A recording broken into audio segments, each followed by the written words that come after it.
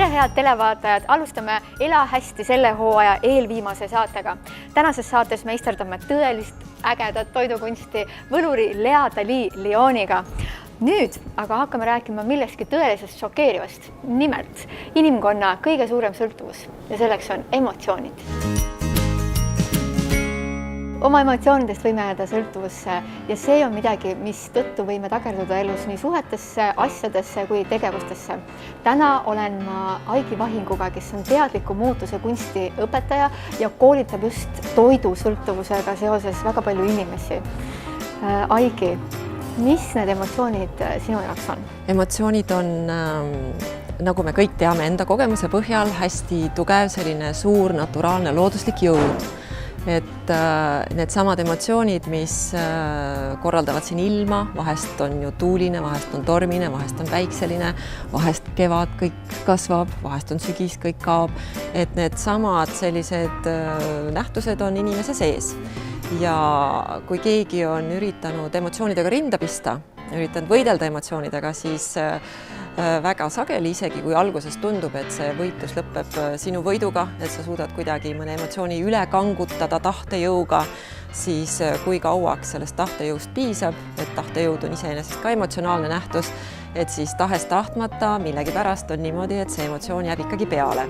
Kuidas oma emotsioonidega siis sõbraks saada, et sa oled rääkinud hästi palju toitumisega seotud sõltuvuse ja ütleme siis selle sõltuvusega seotud emotsioonide vabastamisest. Ma usun, et see siis kehtib absoluutselt tegelikult kogu selle spektri kohta, et kuidas oma emotsioone vabastada?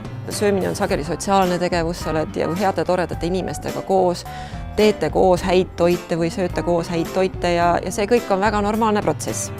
Nüüd siis inimesed nüüd jagunevad natuke kaheks siin, et osade inimeste jaoks on söömine ongi selline tore protsess, sööd ära, kõht saab täis, lõpetad ära, uued tegevused ootavad.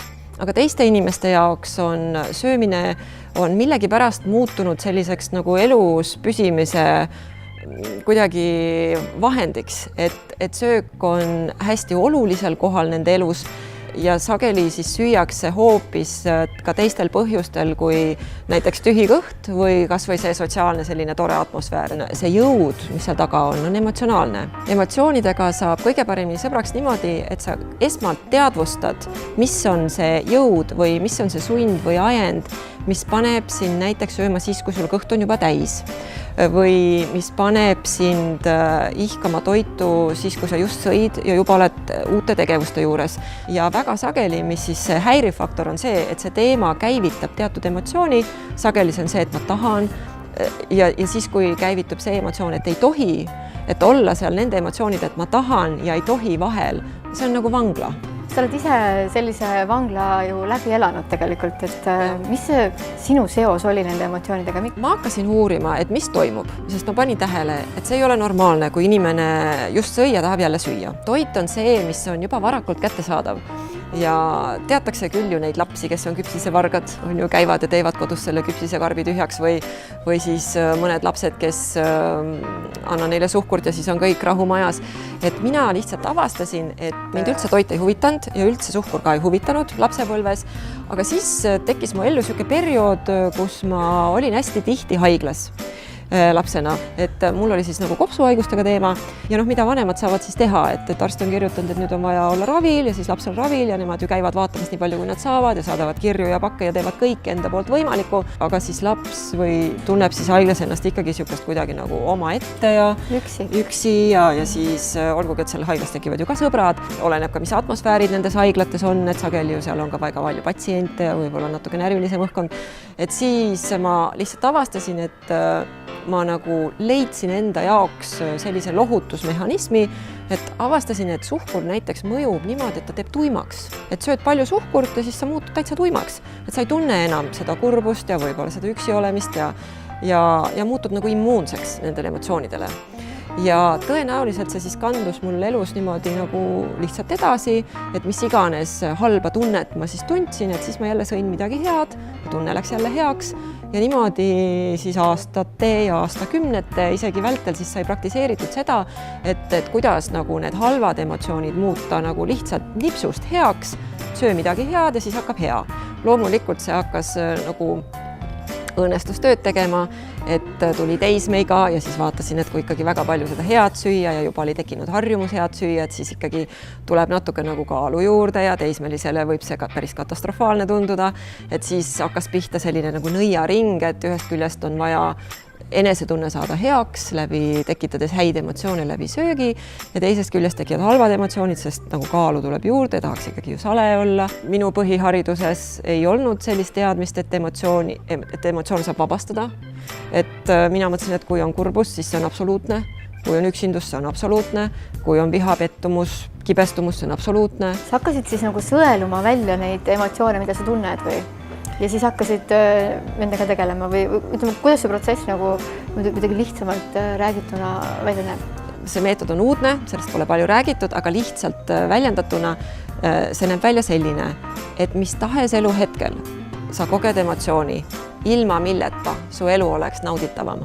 Rakendad sellise sisemise meetodi või tehnika, mis on hästi üürike, hästi lühike, kui see on õigesti ära õpitud, see on võib-olla ainult paar sekundit pikk ja see emotsioon vabaneb. Ja seda emotsiooni ei pea läbi elama, seda ei pea täies õies kogema.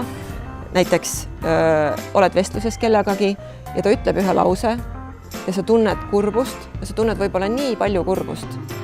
Ja kohe, kui sa seda tunned, sa vabastad selle emotsiooni. Alternatiiv on see, et see kurbus tuleb, kasvab üle pea, tema räägib edasi, sina oled täiesti kurb ja võib-olla sa oled 3 päeva kurb, aga võib-olla see info oli selline, et sa oled kurb 6 aega. Ja kurbusega või mis tahes teise negatiivse emotsiooniga on see, et esiteks ta ei mõju hästi, sest sa ei tunne ennast sel ajal hästi. See on üks asi. Teine on see, et kurbus ja emotsioonid on kehaga hästi seotud. Et selle emotsiooni pidev aktiivne mõju avaldab mõju ka füüsisele ja võib tekitada seal muutusi. Kõik emotsioonid on, aga kõik emotsioonid on ka kogetavad. Depressioon mõjub selliselt, et sa oled apaatne, sa tahad üha vähem elus osaleda, sa ei taha kellegiga suhelda, sa ei taha tööd teha, sa tahad voodis olla, võib-olla kardinad on all teki all, võib-olla sa ei liigu üldse enam, et ta nagu viib elust välja ja ta kogemuslikult on ebameeldiv, kuigi on ka inimesi, kes kiinduvad depressiooni ära ja neile see kuidagi äraspidisel kombel muutub nagu positiivseks asjaks. Et kui on tekkinud kiindumine depressiooni, siis see tuleb esmalt vabastada, sest see ei lase vabaneda depressioonist. Aga kui me nüüd võtame mõne positiivse seisundi, nagu näiteks entusiasm, et sul on jõudu, sul on energiat, sul on võib-olla mingi positiivne projekt või mingi positiivne asi, mida sa tahad elus läbi viia, mis on kõikidele kasulik, sinu lähedastele, võib-olla veel kaugemal ringi inimestele, siis sellest entusiasmist on sul pigem ikkagi nagu hoogu juures ja kasu ja sa ise koged ka, et kui depressioon viib nagu elust välja, siis entusiasm ja selline nagu mõõdukas, mitte mingi hullumeelne tegutsemine, aga mõõdukas tegutsemine hoiab sind pigem nagu elu sees. Selleks, et emotsioonidest rohkem teada saada, mis tegelased need sellised on, kuidas oma emotsioonidega sõbraks saada, osata neid vabastada, tuli välja üks äge raamat, see on Ingvar Villidu raamat, Emotsioonid. Emotsioonid, inimkonna suurim sõltuvus. Inimkonna suurim sõltuvus. No see raamat nüüd on hästi põhjalik seletus, mis need emotsioonid on, kust nad tulevad, miks nad on, kuidas neist vabaneda, isegi tehnikad on siin sees. Võiks küsida siis sellise küsimuse, et siin on emotsioonid, et milline emotsioon häirib kõige rohkem või millist emotsiooni sooviks esmajoones vabastada? See raamat võib olla sinu oma, kui sa lähed Ela hästi TTV leheküljele. Aigi, aitäh sulle selle hästi kihvti ja avardava vestluse eest emotsioonide kohta. Aitäh!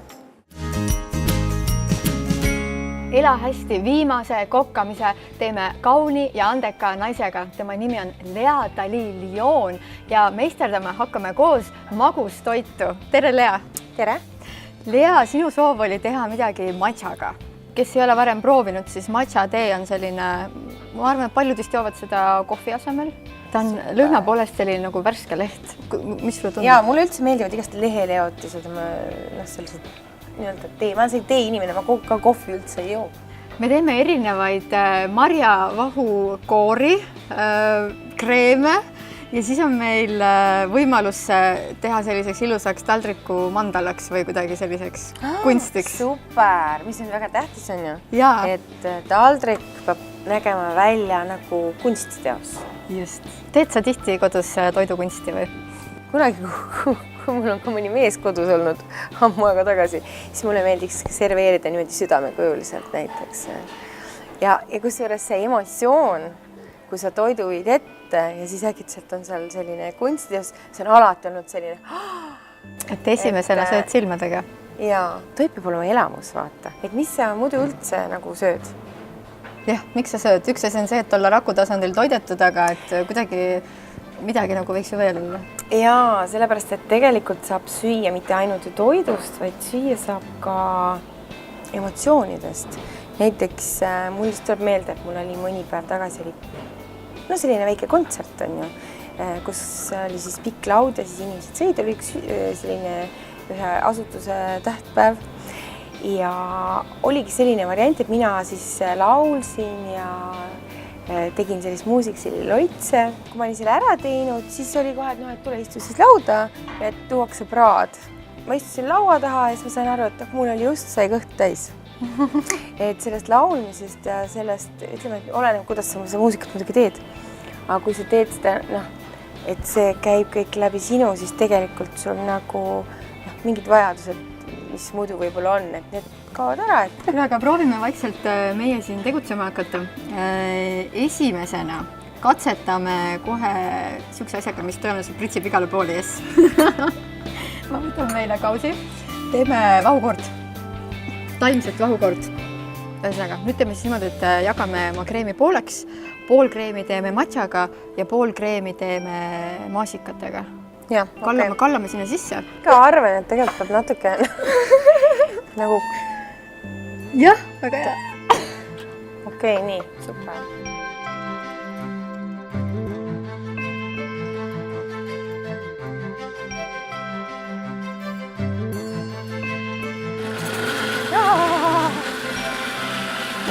Siit ta ei tule, tõmbame selle lahti.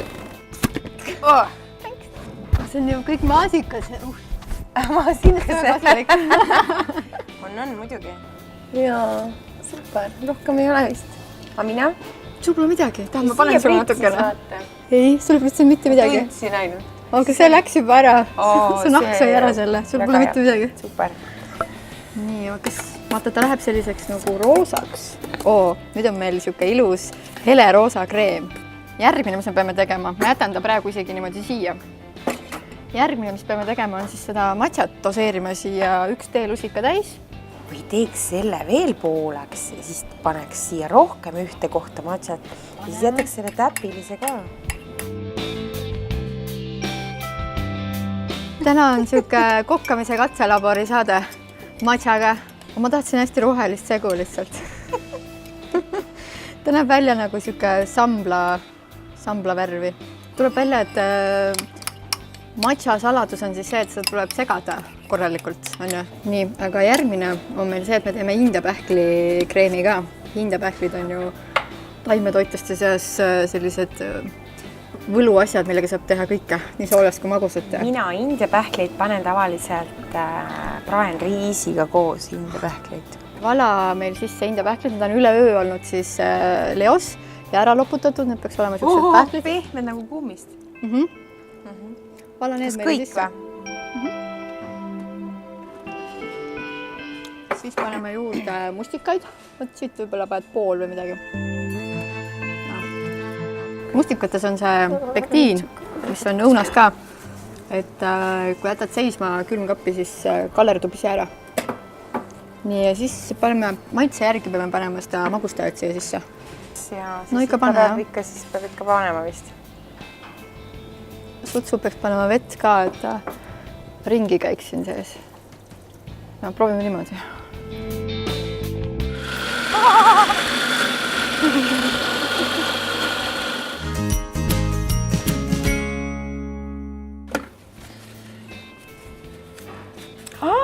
Nüüd on nii ilus juba. No super. Ideaalne. Nii ilus ärv.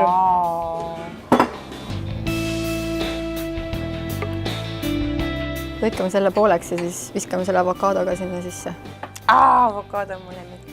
Alati on huvitav vaadata, kuidas inimesed avokaadot käsitlevad iga mingi oma. Ohoh.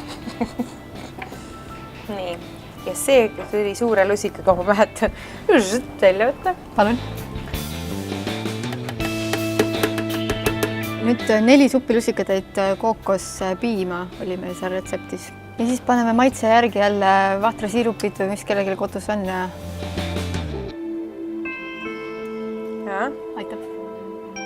Kaneeli ma panen ka igale poole palju tavaliselt. Ma ka.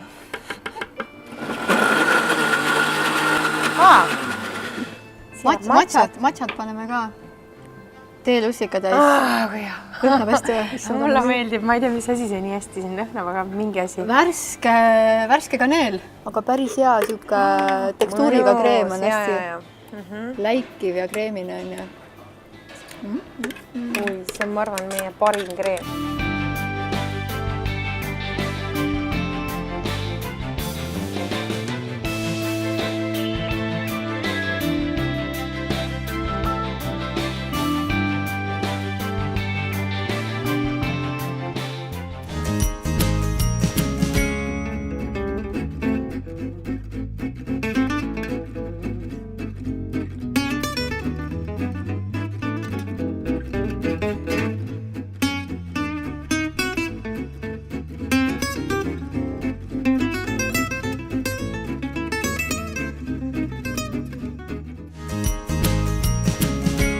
Me oleme Leaga nüüd sellises situatsioonis, et me peame oma kunstiteose ära sööma, aga kuna me seda üldse teha ei taha, siis tegelikult meil on ka üks teema. Me võime rääkida kristallidest teile. No, kui me oleme valmis teinud juba sellise näitame äkki, on ju? Ja peale selle, need ongi ju nagu väiksed mandalad. Siin on 7 südant. Kas sa jälgid oma elus siukseid inglinumbreid? Ma isegi mitte ainult ei jälgi, vaid mulle näidatakse neid kogu aeg. See oleneb sellest, mis küsimuse ma esitan. Vastus tuleb nagu kohe. Tõesti numbritena, näiteks. Kuidas see käib? Kuule, ma viimasel ajal mõtlesin, et kuna ma kirjutan, kohe hakkan kirjutama oma teist raamatut.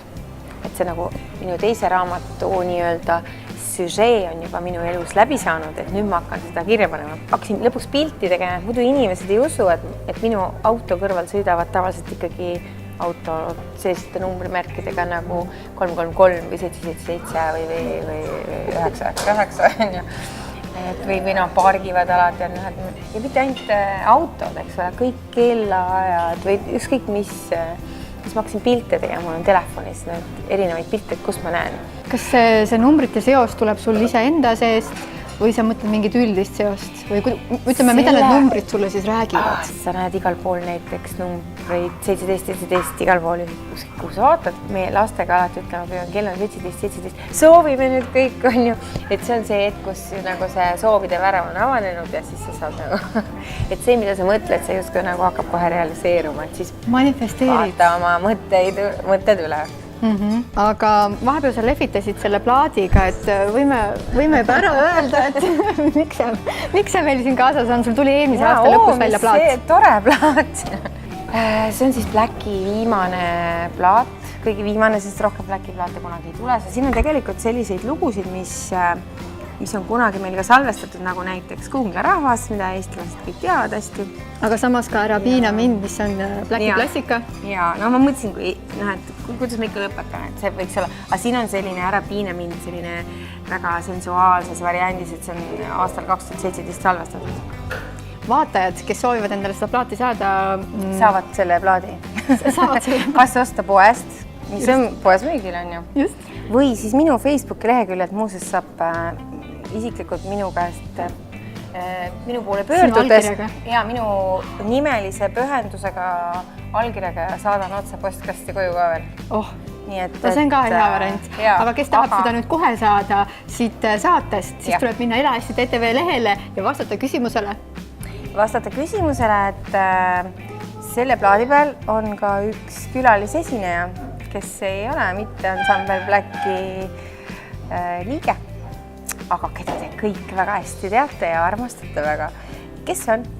Just, Facebookis lähed Elahästi TTV lehele, seal on ilus pilt sellest plaadist ja lehest ja vastate siis kommentaaridesse ära, kes see on ja see plaat võib olla sinu.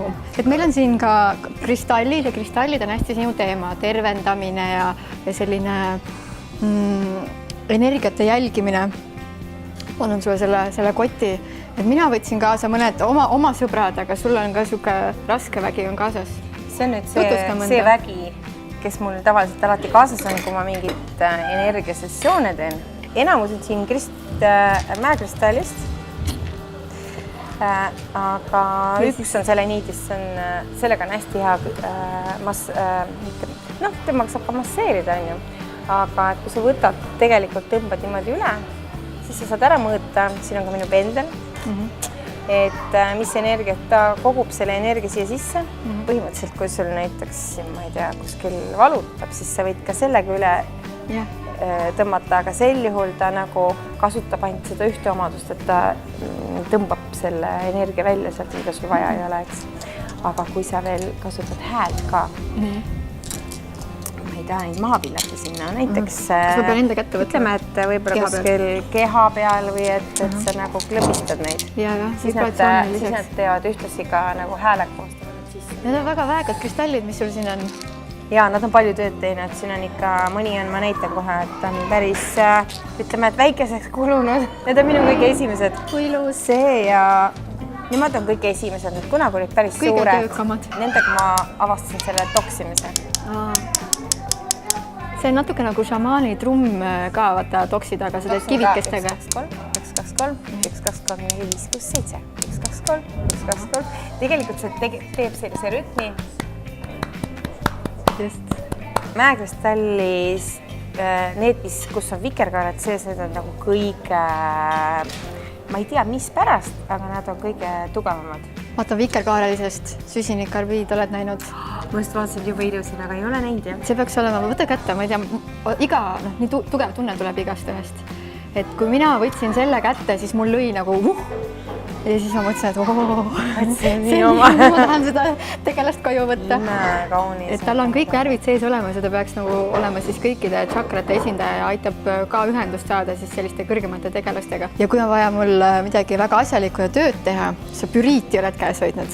Jaa, ausalt öeldes tuleb tunnistada, et minu lapsed, ma elan Meriväljal mere ääres. Minu lapsed läksid ükspäev mere äärde jalutama ja tõid mulle 2 suurt püriidikamakat mere äärest leidsid. Kiidi vahelt. Veel suuremad kui need. Et see oli uskumatu, kuidas see võimalik on. Mõtlesin kohe, et lähme kaevandame kohe veel. Aga no, selles mõttes 2 tükki olidki. Šungiidi vett sa ikka teed endale kindlasti. Teen, jah. Sa teed ka kristallide vett, jah? Šungiidi vett ma olen teinud ja ka tegelikult mäekrist. On jah? Et olen teinud mäekristallidega ka ja mis sinna veel pannakse? Kõike võid tegelikult panna, võid vette panna, vee ümber panna. Mis see lilla kivi on? Ametüst. Ametüst on. Kive me täna ei söö. Kive me täna ei söö, kuigi need sobiksid, vaata, kui nad siia sisse panna, super on ju. Kui selles kivide söömisest rääkides. Nii, sa sööd kive ka? Ei söö kive, aga kui teil on selline mingi tore mäekristall, hammas valutab näiteks, pistad suhu sinna, hoiad seal hambas, kui sa oled, mina näiteks olen suhteliselt tundlik, et ma tunnen, kuidas ta tõmbab välja selle. Et põhimõtteliselt saad kõik valud nendega ära võtta. Venitasime, mis me venitasime, nüüd me peame selle ära sööma. Tegelikult sööma. on mul juba õudne isu, ma tahaks süüa ja head isu. Head isu. Mitte. Kuule, vaata kui ilus, kui värvid hakkavad siin vaikselt segunema. Mäge maal. Sa jätkad seda, see ei saa otsa kunagi. Söömine peab ka kunst olema, on ju. Meil on 3 erinevat struktuuri siis, sest et see vahukoor on selline õhuline, avokaado on selline nagu tugevam struktuur ja siis kergelt selline tükiline, hästi peene tükiga on indiapähkel. Siuke nauding maitsemeeltele. Indiapähklit, seda ma küll ei oleks osanud siia panna. Me sööme ja naudime oma toidukunsti. See on imeline viis, et lõpetada Ela hästi sarja kokkamise, et aitäh, et sa tulid. See oli nii äge, et sul oli idee teha toidukunsti ja kuidagi me võlusime välja sellised mandalad. Ja kristallid saatsid meid kogu selle aja jooksul ja võlunumbrid, nagu on näha.